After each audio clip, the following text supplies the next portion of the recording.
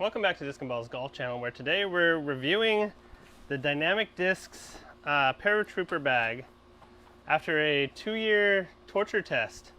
This thing has been in the snows in Colorado, it's been in the rain in Oregon, it's been all through parts of Texas, and I feel that overall it's held up pretty well. I got this almost exactly 2 years ago. I've played over 240 rounds using it according to UDisc, and it has just been a monster. So it holds over 24 discs. Obviously it depends on the type. So what do we got? We got 5 putters, we got a random side pocket. I did notice that this side pocket seems to be bigger than this one for whatever reason. Lots of storage, hacky sack, very important. Little sanding block. All sorts of accessories. I do have a rangefinder that I've had clipped onto these side things for a little while, and these have been very reliable. I haven't had anything. I've snagged my towel on stuff and had the clip actually break before the little attachment did. I've got a little retriever tool that I've liked to have in the side pocket just for accessibility. And bug spray, super important. So frequently I'll have the bug spray in this pocket, and that's why we don't really have a close-up view. Yeah, I'm gonna steal this. This pocket's been pretty good. It's not really wearing that much, and that's primarily because I've only really had the bug spray in it. Not very heavy, so it doesn't get a lot of friction with the ground. However, the water bottle pocket is definitely fraying a bit. I have heard that this happens somewhat commonly. You can actually kind of see through it a little bit. Oh yeah, or even put a finger through. So this side is kind of wearing out a little bit. Not bad, but it's noticeable. It's a bit threadbare there. And that's probably the worst of the wear. There is, from setting it on the ground, some wear here at the bottom back pad. These, I've heard of them breaking off the little tabs, but mine are holding strong. I've had 0 issues with those. So very reliable in that regard. And really, I think the Paratrooper, for the price, I think it's usually the MSRP is like $90. Not bad at all. There is this pouch here I've almost had 0 issues with.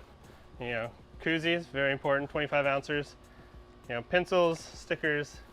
Gotta hand out the Disc and Balls swag. What are you? Oh yeah, an old 1-star, yeah, sticker that's been in there for a little while. So yeah, those pockets really haven't been wearing out. This I used to only use 3 discs in, but I found this soft Proton that I liked, and so now, while it doesn't fit great, a Berg is very thick too, so that's part of it. But it'll hold 4 discs pretty reliably. Some people prefer to put the putters in this pocket. I think that's fine too. I think they're both equally viable. This front pocket here, I decided early on that I liked for my go-to upshot disc, which was my Harp and was in there for a long time. Now it's an A2. The pocket has worn out. This has been one other area that I have noticed is pretty stressed over 2 years of use.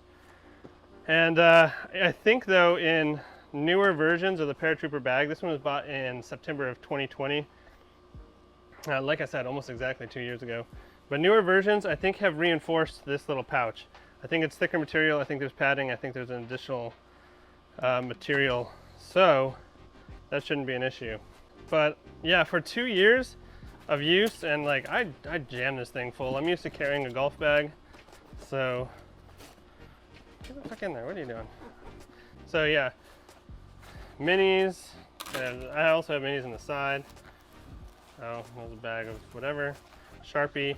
I tend to have the little clipboard and whatever in this front pocket. Very little wear, I think, on the front pocket. I haven't really noticed any at all. The interior, I've noticed almost no wear. And it is, let's take a look like this.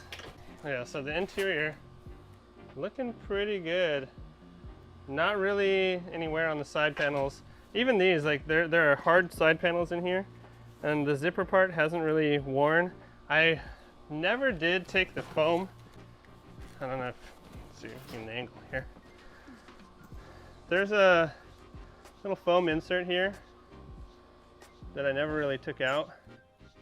Yeah, that guy there. And I just liked the stability of it. And it probably limits accessibility, limits how readily discs go back in, because I know I have to tilt them and then fold them a lot of the times instead of just shoving them in, which you can still do, but it's not as snazzy, not as smooth for sure. The last few, so I have 4 mids and putters and then 14 drivers right now. I sometimes take drivers out, but not often. I like this thing full. I don't like it all shifting around, doing weird things. Sometimes if you have too few discs, so like for someone who doesn't use 20 discs or need 20 discs, those will shift around and rattle around. You might not like that. So it is definitely, I would say, for me, my preference is better to have more discs in it. But yeah, there are smaller bags if you don't need that many. But yeah, so for what it's worth, I mean, I think this thing is crazy reliable. And at around $90, it is just, I don't know how it compares to some of the grip prices, but I've heard there's a Prodigy bag that's pretty good. That holds a good number. I'm not exactly sure, because this was the first one that caught my eye when I was looking for an actual disc golf bag. But yeah, 2 years of abuse, and really just a little bit of here, a little bit here, and then this water bottle pocket actually might be the quickest thing that I noticed, because it's definitely, this hole's gotten a little larger. But yeah, for 2 years of use, hell of a deal. So short video this week on account of next week is a big project, mixed sport doubles. Be sure to subscribe because it's going to be pretty awesome, I think. A little crossover content. So as always, thank you for watching, and hopefully I see you on the course.